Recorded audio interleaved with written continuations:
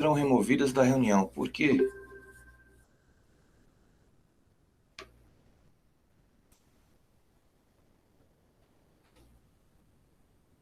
Que estranho. Pessoal, vocês fizeram um e-mail institucional de vocês? Eu fiz, professor, mas aí eu não sei, eu não recebi nenhuma. Me apareceu só uma notificação aqui no telefone, eu não sei se foi do Outlook, alguma coisa assim. Mas eu não, até agora não recebi, tipo, o e-mail mesmo e a senha Deem uma olhada, porque para acessar, no caso. a pessoa Porque eu pedi, né? Eu mandei tudo certinho lá pro e-mail deles, até agora não recebi fica nada. muito mais Eu fácil também. o sistema, de vocês acessarem tudo com o institucional, tá? Tem algumas áreas aí que vocês vão querer acessar e ele não vai permitir que vocês acessem com e-mail normal, tem que ser um e-mail institucional, tá bom? Boa noite, Cristiana. Beleza. Boa noite.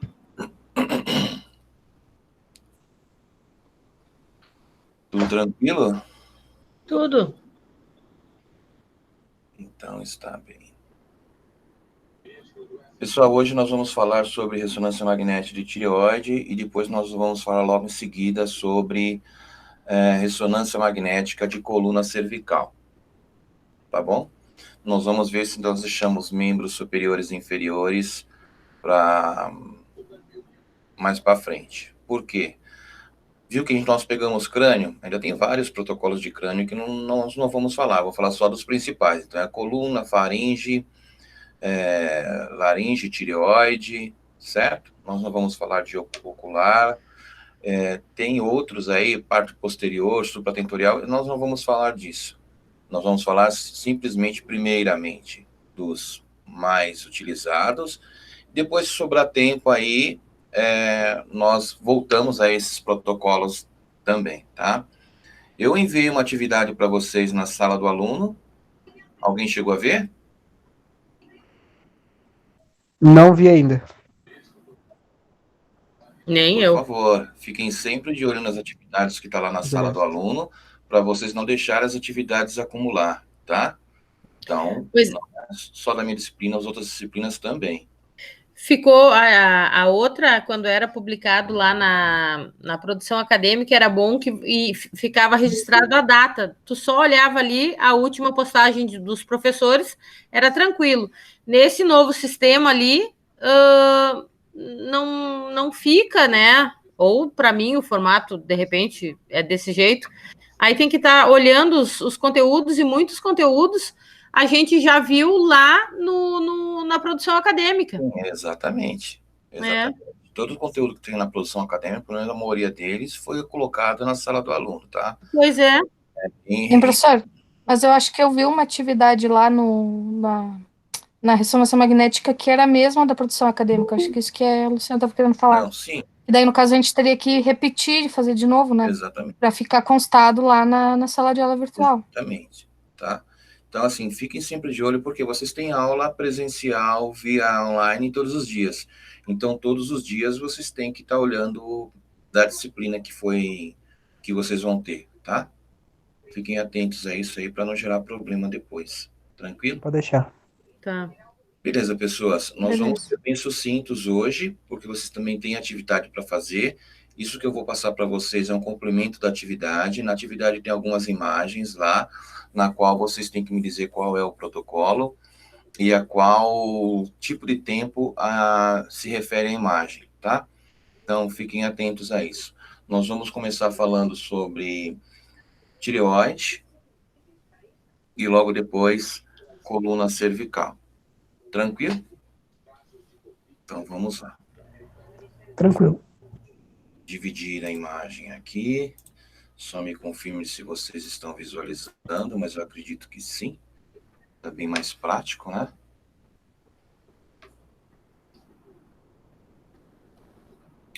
Outra coisa, pessoas, eu acredito que depois as faltas de vocês e a presença vão ser colocadas no sistema conforme a participação dos alunos na área virtual, tá? Então, avisem os colegas, pelo menos foi isso que me deram a entender. Não sei se é um fato, não sei se vai ser por esse semestre ou não, mas uma hora ou outra isso vai acontecer, tá bom? Pois hoje eu entrei lá no histórico para mandar para o ProUni, né? E aí eu vi ali que tem 100% de aproveitamento dos meus conteúdos em 3 disciplinas, mas sendo que eu visualizei de todas as disciplinas e só consta lá de 3. O que será que significa? Eu não sei te formar porque esse tipo de coisa eu não tenho acesso, entendeu? Eu tenho acesso ao educacional, à vida particular do aluno, né? Vida particular que eu digo, didática dele, acesso ao que os professores colocam, mas fora isso, eu não tenho acesso, não, tá? Tranquilo. Acredito que o aproveitamento ali das matérias, né, em porcentagem, nem que nem a... Quem fez 100%, quem fez 30%, quem nem colocou a mão para fazer, entendeu? Pois é, só que eu fiz todas e lá só consta 3 disciplinas como feitas, né? Daí Mas por isso que eu comentei contigo. Tu respondeu todas as questões, todas as atividades, viu todas as aulas? Tudo, com certeza. Ah, daí não sei te dizer. Porque pelo que eu sei, tu tem que ver todas as aulas, ver todo o material e responder as atividades para ter 100%. Assistir todos os vídeos, será? Não sei. Isso. Eu acho que seja isso também. Bom, pessoal, vamos lá. Isso aí é uma coisa que a gente vai ver um pouquinho mais para frente. Vamos ao que interessa, certo? Estão visualizando aí a primeira página de ressonância seios paranasais, que nós tínhamos começado a falar, e agora vamos para a tireoide, certo? Tranquilo? Então, nós temos aqui a região da anatomia da tireoide. Eu coloquei uma imagem aqui, ó, a artéria carótida interna, e eu vou ter a artéria carótida externa. Essa externa é aquela que geralmente você vê nos filmes, que a pessoa coloca a mão aqui na pessoa que está caída e fala, está morto, né? É justamente essa camaradinha aqui que tem o efeito de peristaltismo que nós sentimos. Cartilagem tireoide, a maioria das pessoas acha que isso aqui é um osso, mas ele não é uma cartilagem. Cartilagem cricoide, logo abaixo eu vou ter a minha glândula tireoide, tá? Traqueia, na parte posterior, o esôfago. Veja bem, a minha tireoide, como é de conhecimento de vocês, ela é responsável por produzir o hormônio tireoidiano. O que ele faz? Ele vai lá, vai pegar o iodo que você tem na corrente sanguínea e vai produzir um hormônio específico para a pessoa. Quando a pessoa tem uma disfunção nessa área hormonal, ela tem 2 problemas básicos que geralmente acontece muito mais com as mulheres do que com os homens, que é a disfunção, ou a pessoa engorda, ganha peso e não consegue emagrecer, ou ela emagrece e não consegue engordar. Aí nós temos que fazer um tratamento específico, que é justamente aquela parte que vocês viram em radioterapia, em medicina nuclear, que é justamente fazer uma iodoterapia, na maioria dos casos, para que reative novamente as células sadias da tireoide e ela comece a produzir novamente os hormônios corretos para que possa colocar na normalidade o organismo desse paciente. Muito bem. Quando nós vamos realizar esse exame, existem algumas indicações. O mais comum, bócio retroesternal. Eu quero que vocês pesquisem isso para a próxima aula, tá? Então, anotem aí, por favor, bócio retroesternal, porque da última vez eu pedi para vocês pesquisarem e eu que tive que fazer a pesquisa e mandar para vocês, colocar na tela. Avaliação de carcinoma de tireoide recorrente e adenoma de paratireoide, tá? Então, eu tenho aí 3 pontos. Pesquisem, por favor, para que a gente possa discutir na próxima aula, antes de dar início ao próximo protocolo. Tranquilo? Então, eu vou ter lá equipamentos que eu vou utilizar: bobina de pescoço, coxins de espuma, tampões ou fone de ouvido. O protocolo é o mesmo. Vou usar a bobina de pescoço, vou colocar o acolchoamento para que a estrutura não fique diretamente em contato com o pescoço do paciente, né? Pescoço desse paciente. E os tampões de ouvido devido ao barulho que o equipamento de ressonância projeta. Bom, a tireoide, numa vista anterior, ela está justamente aqui, ó. Então, essa glândula aqui é a glândula tireoide. Tenho aqui o músculo quicóideo tireóideo, né? E aqui a cartilagem tireoide, que geralmente no homem tem uma proeminência maior, que o pessoal chama também de pomo de Adão. Nós tomamos ele como referência lá no raio-x convencional, tá? Mais acima, nós teríamos aqui o ocioide, tá? Mais acima com o ocioide. Se eu fosse fazer uma radiografia antero-posterior, como que seria feita essa radiografia antero-posterior? Inclinação de 15 graus e incidência do raio entre a cartilagem tireoide e justamente o ocioide. Essa seria a angulação que eu teria para poder ver os espaços articulares da minha coluna cervical. Bom, eu vou fazer a minha programação lateral, então eu pego a região da tireoide, eu posso me orientar pelo pomo de Adão, ou simplesmente eu vou pegar o espaço que eu tenho entre a minha segunda e terceira vértebra cervicais até a minha segunda e primeira vértebra cervicais, que eu tenho aqui o processo odontóide no meu axis. Tranquilo? Isso é um scout, a imagem está em coronal e eu vou fazer o meu programa no transversal. Qual é o protocolo que eu vou utilizar? Eu vou fazer um axial, T1, Fast Spin Echo, vai ser um pouco mais rápido. Vou pegar um plano coronal. São pré-requisitos de espaçamento de cortes finos, porque a tireoide também ela necessita que eu tenha espessura menor. E da região de interesse, os cortes de deslocamento inferior para bócio retroesternal. Então, eu vou pegar a tireoide da parte superior, ela vai cortando até a parte inferior.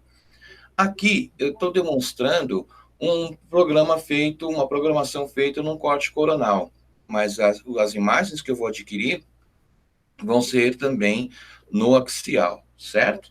Nós vimos isso na última aula. Tudo bem, pessoas? Dúvidas até aí? Não, né? Não, tranquilo. Tranquilo.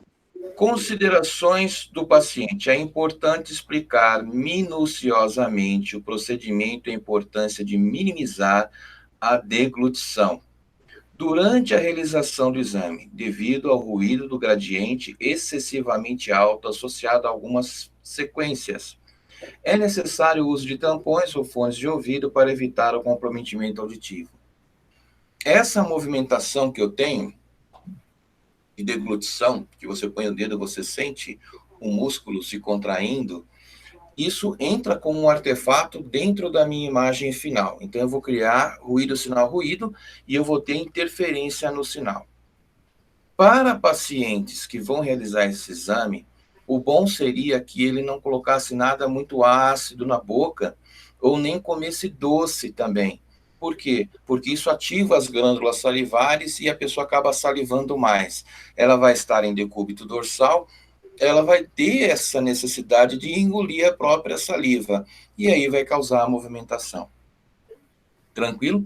Então, isso é importante ressaltar, que por mais que a pessoa queira, ela acaba movimentando a região da tireoide. Bom, aqui eu coloquei um mapinha. Esse mapinha está mostrando todos os pontos anatômicos que nós podemos visualizar dentro de um corte axial da região tireoidiana, tá? Desde lá de cima da cartilagem até um pouco mais abaixo. As estruturas, elas vão se repetir. Como assim? Elas vão se repetir nos cortes que nós vamos fazer. Nós vamos visualizá-las, mas nos cortes que vai ser realizado, nós conseguimos seguir aquela estrutura da parte superior para inferior.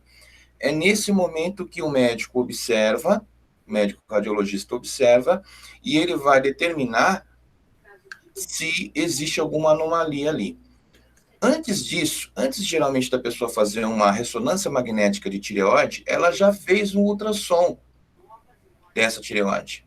O ultrassom, na verdade, é um dos primeiros exames realizados para saber referente à tireoide, informações referente à tireoide. Por quê? Porque a tireoide, ela tem um tamanho mínimo e um tamanho máximo. Se ela estiver fora do tamanho mínimo e fora do tamanho máximo, significa que essa tireoide ela já é patológica. Ou ela é anômala, ou seja, é uma anomalia que a pessoa tem na região da tireoide. Isso dificulta também a ganho ou a perda de peso.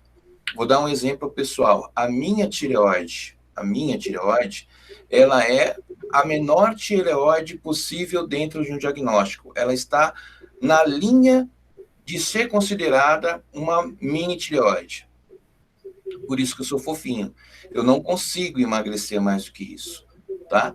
Consigo até perder peso, mas eu não consigo interferir muito nessa perda ou ganho de peso. Por quê? Porque a minha tireoide ela está no limite mínimo. Existem pessoas que a tireoide está no limite máximo. É patológico? Não, é morfológico, é dela. Tá? É dela. Então, assim, da mesma forma, você tem 1,5 m, não, eu vou tomar medicamento porque eu quero chegar a 1,80 m. Isso não existe, não vai acontecer, certo?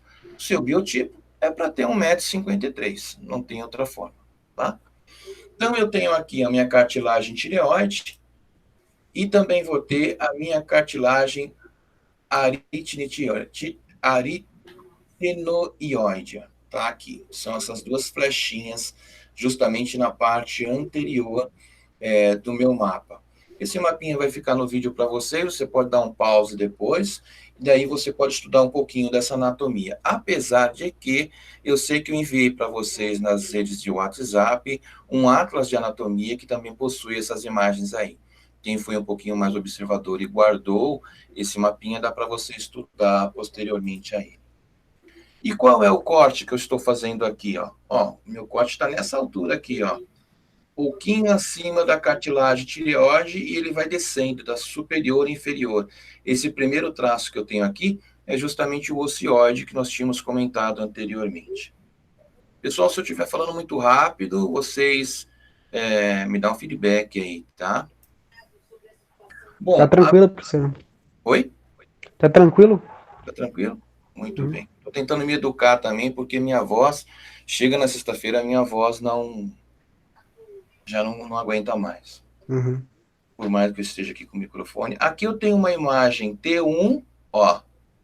Percebam bem a diferença. E aqui uma imagem T2. T1 vai me saturar todos os lipídios, T2 vai me saturar a parte mais líquida, mais venosa dessa imagem, tá? Então, eu tenho aqui grandes vasos, que são os vasos que sobem da base do crânio, né? Aquela que é superficial e profunda, vai lá para a base do encéfalo, e a região tireoidiana fica aqui na parte anterior. Aqui eu já começo a ver parte do meu canal medular, porque está bem aqui abaixo, né? Enfim, essa é uma das estruturas da tireoide que nós podemos visualizar. Naquele atlas de anatomia que eu tenho um programinha aqui, eu não vou mostrar ele para vocês agora, porque nós vamos falar agora de coluna vertebral, tá?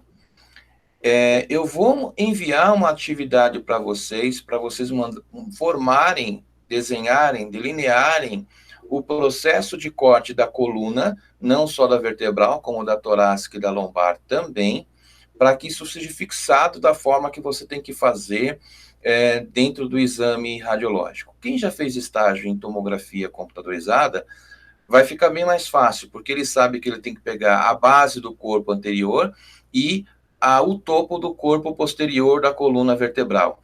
E o espaço articular, onde fica o meu disco vertebral, tem que estar em evidência dentro de cada imagem que eu for realizar em ressonância magnética. Tranquilo? Então, nós vamos começar agora a falar um pouquinho sobre coluna cervical. Se eu fosse falar sobre globo ocular, nervo óptico, é um outro protocolo, tá? Mas como vocês já compreenderam a base e o procedimento, fica fácil depois você pegar na literatura mesmo, naquele livro que foi indicado do Caterini, e olhar a produção que tem lá, e dentro dessa produção você consegue trabalhar muito bem no tomógrafo ou mesmo na ressonância magnética. Eu dou o tomógrafo como exemplo às vezes, porque o processo é muito parecido, não tem muita diferença não, tá? Então, eu tenho aqui uma coluna cervical em perfil, vou ter o corpo vertebral e os discos intervertebrais entre elas. Processo transverso, processo espinhoso, a primeira vértebra vai ser o atlas e a minha segunda vértebra vai ser o áxis. Deixa eu só abrir um parênteses aqui. Pessoal, aqueles protocolos que nós já vimos, que já foi gravado, que nós discutimos ontem, que discutimos semana passada, que vocês interagiram, ainda fico muito feliz por isso, vocês precisam estar revendo eles depois. Vão lá no YouTube, eu pego o link na sala virtual. Eu não sei se os links estão aparecendo para vocês nas salas virtuais, porque eu não tenho acesso a esse processo. Eu sei que eu envio o link, eu não sei se ele vai direto para a sala virtual ou alguém lança. Não. Eu não achei nenhum link lá na sala virtual. O do Google Meet, do Felipe, a gente estava até com problema de achar. Eu achei só em recados o link do Google Meet. E das aulas também eu não tenho achado no Unimestre, não, na sala virtual. Tá, das minhas aulas vocês têm achado? Não, lá só consta a lista, né, que o senhor postou, consta as aulas, as atividades, mas aí o link da aula do Google Meet eu não achei, prof. Só se esteja lá dentro daí. Dá uma busca depois, sabe por quê? Porque assim, eu tenho que enviar o link para eles, os professores foram orientados a enviar os links para eles toda segunda-feira, juntamente com o cronograma de aula. Só que eu faço assim, terminou a aula, eu já envio o link e já subo para o YouTube, entendeu? E às vezes eu mando para vocês no grupo de vocês, aí no zap de vocês. Tá, então, eu vou dar uma olhada lá e te aviso daí se tiver lá na sala virtual, tá? Sim, porque assim, eu não sei se eles estão esperando segunda-feira para lançar, não sei. Eu tenho que fazer a minha parte aqui, certo? Eu já vi a tua aula lá. Você já viu? Já. Ah. Mas a única coisa que eu achei, não tá nada identificando com a tua aula, dá para ver que é um vídeo. Tem só a setinha, sabe aquela setinha quando tu vai dar o play para iniciar um vídeo? Tá, aí não tu clica na setinha, começa a tua aula. Tua videoaula. Não fala, entendi. Não fala do quê? Não fala. Só tem a seta. E nem a data também. Nada. Por isso que eu tava te falando, fica difícil a gente saber, porque como eu já catei tudo, aí eu só tinha achado coisas antigas. Na tua única que eu achei coisa atual, que foi essa aula. Mas a atividade hoje eu não olhei. Tá, eu vou comentar com eles isso aí. Ver se eles estão mexendo nisso aí, tá? Vou comentar com eles.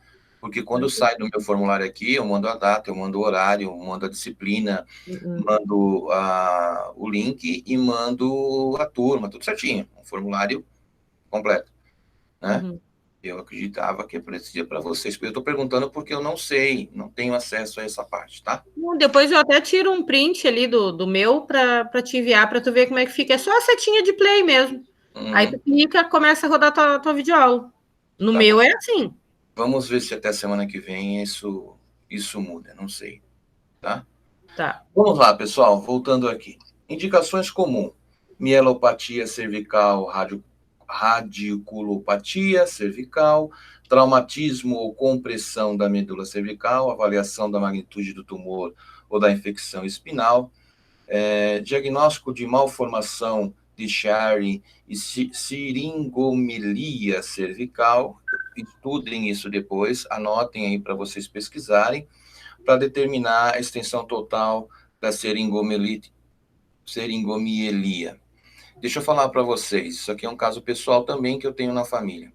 Eu tenho um dos meus irmãos que ele tem um tumor atípico de vértebra, da quinta vértebra cervical. Um tumor de corpo de vértebra. Como que é esse tumor? É um quadradinho. Se você pegar a imagem, você vai ver ele literalmente um quadradinho, como se fosse feito à mão. É bem atípico mesmo. E de vez em quando, como o tumor está aumentando, às vezes quando ele tem alguns espasmos, porque comprime o canal medular. Não tem cirurgia, não tem tratamento também, porque é atípico, certo? Então, a única coisa que dá para ser feita é acompanhar o progresso dele.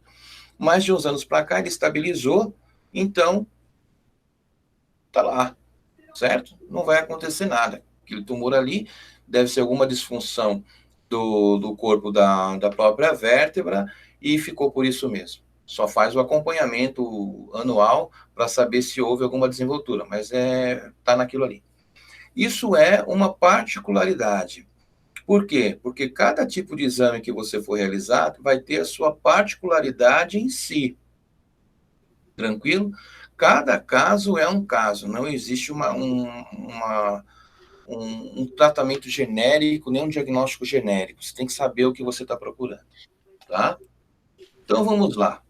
Vou fazer o posicionamento do meu paciente, vou colocar a mesma bobina de pescoço, vou usar o mesmo conforto, vou usar os mesmos procedimentos que eu utilizei até agora, quando eu posicionei o crânio, posicionei para a face, para a tireoide, para a laringe, é a mesma coisa. Só que o traçado que eu vou fazer aqui é um traçado onde eu tenho que especificamente observar os espaços intervertebrais. Nessa imagem aqui, o bloco está pegando todas as vértebras. Deixa eu ver aqui. Segunda, terceira, quarta, quinta, sexta, sétima. Eu estou pegando os espaços intervertebrais da sétima com a sexta, da sexta com a quinta e da quinta com a quarta. Esses são os espaços intervertebrais que eu estou capturando aqui. Suponhamos que eu queria pegar os outros espaços intervertebrais também. Eu tenho que fazer um novo traçado. Pegar da parte superior e pegar até o espaço intervertebral tóraco-cervical ou cérvico-torácico. Então, eu vou fazer esse traçado para cada espaço intervertebral que eu esteja visualizando na minha imagem. Deu para entender? Tranquilo? Sim. Então, olha só, vai ficar mais ou menos assim. O meu interesse aí é visualizar os espaços intervertebrais. Esse é o meu interesse. Se fosse para eu investigar um tumor de corpo de vértebra, quem eu teria que selecionar ali? As vértebras. O corpo da vértebra, certo? O corpo da vértebra. Aqui no caso, não. Dê uma olhadinha aqui, ó, nessa imagem. Olha o que acontece aqui nessas vértebras dessa pessoa. Olha o espaço. O que é isso aqui? Isso aqui é compressão. Então, toda movimentação que ela faz assim, ou qualquer movimentação que ela faz com a coluna vertebral, isso vai provocar dor. Então, ela está fazendo um exame específico para ver qual a condição dessa coluna vertebral. Tentar chegar a um diagnóstico. De repente, fazer uma dieta, diminuir peso, fazer RPG, fazer quiropraxia, ou, em último caso, uma intervenção cirúrgica, tá? Ou usar um colete, porque ela tem que aliviar o peso que ela tem sobre os espaços intervertebrais da coluna cervical. Novamente, eu coloquei um pequeno mapinha aqui. Então, nós temos aqui a região da língua, né? E aqui vem, ó, o meu atlas. Logo abaixo, evidentemente, que vai vir o meu axis, está aqui o dente do axis, e aqui as minhas vértebras cervicais. Na parte posterior, eu vou ter o ligamento longitudinal posterior, e na parte anterior, eu também vou ter o ligamento longitudinal anterior. Para que serve esse ligamento? Esse ligamento serve para que a sua coluna, na hora da movimentação, não se deslize uma sobre as outras, nem anterior, nem posterior. Então, esse ligamento, ele fortifica esse alinhamento sobre uma vértebra sobre outra naquele espaço cartilaginoso ali. Tanto que ele sofre pressão. Quando você acorda pela manhã, o ideal é você fazer o quê? Um alongamento. Estica o braço para um lado, estica o braço para o outro, porque no período que você está em dormência, no período que você está dormindo, esse líquido se acumula novamente nesse espaço cartilaginoso, né, à volta desses ligamentos, à volta dessas articulações, e gera pressão. Então, quando você levanta, você sente o corpo duro, todo pesado. Você tem que estender esse corpo para aliviar a pressão do canal medular e você se sente automaticamente um bem-estar melhor, tá? Isso é regra. Você sentiu essa pressão, você vai lá e vai começar a se esticar. Até os animais fazem isso, desde a galinha até o cão, ao gato, todos eles fazem esse tipo de alongamento assim que se despertam, tá? Nós não somos diferentes, nós temos que seguir o mesmo padrão. É saudável, tá, gente? Bom, novamente, só para a gente fixar, eu vou pegar o quê? Os espaços articulares da coluna cervical, um a um. Se precisar fazer mais espaços, colocar mais pontos, eu vou colocar quantos forem necessários. Para quê? Para eu fazer o exame completo, tá? Aqui é aquela imagem em coronal, nós temos a imagem coronal, quero só colocar uma observação aqui, ó. Nós temos aqui, ó a vértebra cervical dessa pessoa. Observem aqui o desvio que ela tem. Observam isso? Estão vendo isso? Esse desvio? Sim. Ó as pontas das vértebras na parte inferior, né? Então, isso aqui, quando é para a parte inferior, para a parte anterior, gera desconforto, né? A pessoa vai ficando curva, vai ficando para frente, assim, ela sente dor e assim por diante. Se for para a parte posterior, ela pode comprimir esse canal aqui, que é o canal medular, depois do ligamento longitudinal posterior, e aí ela vai começar a ter parestesia. O que é parestesia, pessoas? Formigamento, não é? Formigamento, falta de sensibilidade. Geralmente na ponta dos dedos, começa assim, pela ponta dos dedos, a parte mais distal, depois em um braço, e aí ela começa a ter torcicolo. Quem já teve torcicolo sabe como é, tá? Ela vai sofrer para dormir, ela vai sofrer para acordar, ela não vai conseguir ficar sossegada, ter um sono tranquilo. Então, uma coisa vai acarretando a outra e outras patologias podem ser desenvolvidas através dessa disfunção vertebral que ela tem. Tranquilo? Dúvidas? Não, né? Vocês são demais. Novamente, ó. Peguei mais acima agora. Só os espaços que eu tenho interesse. Eu quero saber justamente quais são esses cortes aí. Aqui eu tenho duas imagens. Uma em T1, outra em T2. Em T1, todo o espaço que eu tenho de gordura vai ficar saturado e eu consigo observar. Toda a parte onde eu tenho líquido encefalorraquidiano, líquido medular, vai ficar escuro. Por quê? Porque é líquido, né? Não tem quase quantidade de lipídio aí para me dar um sinal em T1 positivo.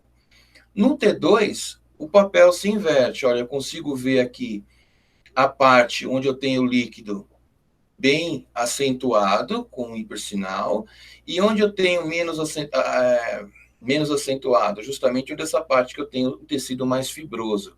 No laboratório de anatomia, provavelmente vocês devem ter visto lá um encéfalo, o cérebro, né? E todo o canal medular dele até sair lá na cauda equina, lá embaixo, que geralmente se sai pelos forames do sacro. É justamente esse tecido fibroso que vai ficar mais escuro aqui em T2.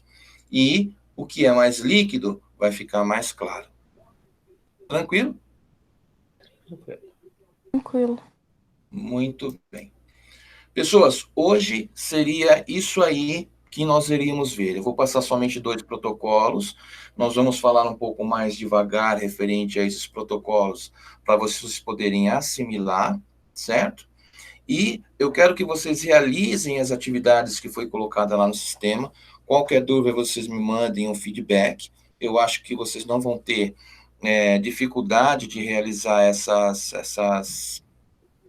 atividades, porque nós vimos ontem, hoje, semana passada, referente a isso. Então, eu vou ter o corte lá coronal, perguntando se é T1, se é T2, se é DP. Eu vou ter lá o corte de uma outra estrutura. Uma ou duas estruturas, acho que vocês não vão saber identificar. Espero que saibam, mas pode ser que tenha um pouquinho de dificuldade, tá? Foi proposital, para vocês ver se a mente de vocês dá aquele clique. Tranquilo? Hein, professor, eu tenho uma dúvida. Por exemplo, naquela imagem que o senhor tinha mostrado ali, de um scout sagital, da coluna, né? Quando a gente for fazer o delineado dos cortes na atividade que o senhor vai mandar, esses cortes, eles são sempre retos, porque às vezes eu vejo alguns que são, como é que eu posso dizer, inclinados, assim. Eles não Sim. ficam retinhos. Esses últimos que eu mostrei são inclinados. Isso, e daí no caso da coluna cervical, ele seria um pouquinho inclinado pela inclinação do próprio pescoço mesmo. Exatamente. Eu vou seguir... Que daí eu nunca sei se eu faço no caso aí o scout, se eu faço ali retinho ou se eu acompanho o formato da estrutura, né? Porque, na Tá, real, o corte não vai mudar muito na hora que o tomógrafo for girando, né? Só se o tomógrafo, o, o aparelho de ressonância.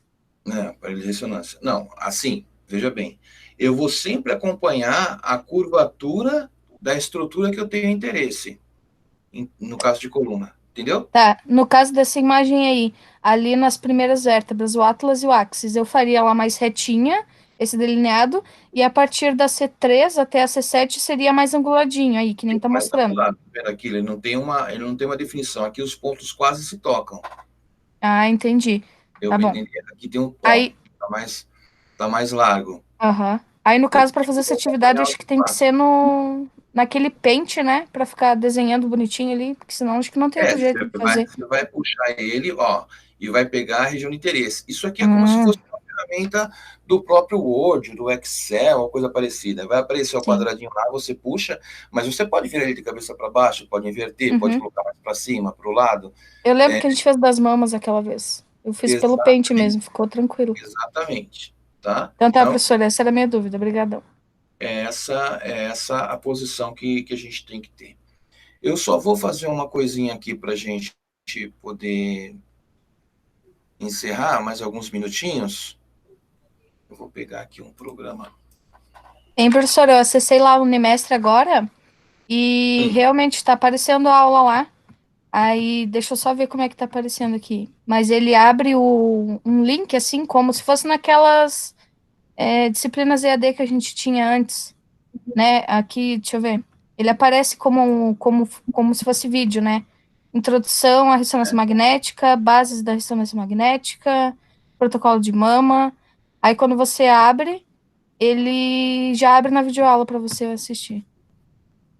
Tá lá direitinho. Bom, a gente vai ter que observar isso aí. Eu acho que é essa imagem que eu tenho ali. Só mais um minuto. Estou parando essa apresentação, vou abrir uma outra agora, que é essa aqui.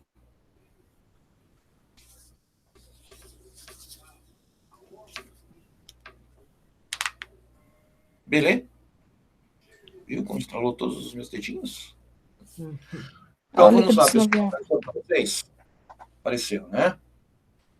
Essa aqui é aquela imagem que eu tenho lá. Olhando essa imagem aqui, a ponderação dela é em T1. Olha a quantidade de gordura que eu tenho na parte posterior desse dorso, certo? Então, o desvio da coluna dele e a patologia provocada pela coluna cervical, a pessoa está ficando assim, para frente. Tomem cuidado, porque isso aqui é uma coisa que você pode desenvolver se você ficar muito tempo no computador com uma postura errada, tá? Então, você fica debruçado lá, ó, dali a pouco sua coluna, o seu pescoço, você tem que estar dando uma ajeitada, vai para o espaço. Quem trabalha com telemarketing, principalmente, o pessoal tem até um protocolo para isso. Um dia por semana eles vão lá, vai alguém lá e você tem que fazer os exercícios que eles mostram, certo? Então, eu vou ter aqui, ó, da parte superior, mesencéfalo, protuberância, depois vou ter o bulbo, e aqui eu já tenho medula espinal. Nessa parte aqui eu já vou ter o meu sétimo corpo cervical. Se esse aqui é o sétimo, de baixo está o primeiro T1, primeiro corpo torácico. Esse espaço articular aqui é minha articulação cérvico-torácica. Nós temos um exame específico para ela no raio-x convencional. Quando você for fazer cervical, esse espaço aqui também tem que constar dentro do diagnóstico médico, tá? Então, você vai contar aqui, ó, 1, 2, 3, 4, 5, 6, 7. 7 espaços cervicais referentes ao quê? As 7 vértebras cervicais que você possui. Tranquilo? Professor, se a Tranquilo. pessoa tiver 8 vértebras cervicais, é a mesma coisa, tá? Então, eu vou ter aqui nessa região, aqui na parte anterior vou ter epiglote, nós vimos isso lá no outro protocolo que nós vimos, e músculo Aritenoide. Isso, aritenoides. Nossa, isso aqui é um trava-língua para mim, só Deus. E embaixo aqui é a glote, tá? Então, todo esse processo aqui é o que você tem que visualizar, e nós vemos que a imagem tem um grande desvio. Se nós formos um pouquinho mais para frente, ó, se acentua esse desvio aqui, tá? Ó. Vamos ver numa imagem axial, numa imagem coronal, perdão. Parece um filme de terror. Pego toda a face dele e agora eu vou pegar aqui justamente minha parte de interesse. Então, eu tenho aqui o processo odontoide, o corpo do axis, né? O meu atlas ficou aqui, porque ele está bem colado ao côndilo do meu occipital. E aqui eu vejo as artéria vertebral. Esses espaços aqui são os espaços que você tem que observar. Até posteriormente, onde eu tenho aqui a medula espinhal novamente, juntamente com os hemisférios do meu bulbo, tá? No axial a mesma coisa, ó. Começo a descer com a minha imagem, porque os cortes são feitos de cima para baixo. Chego lá na região cervical.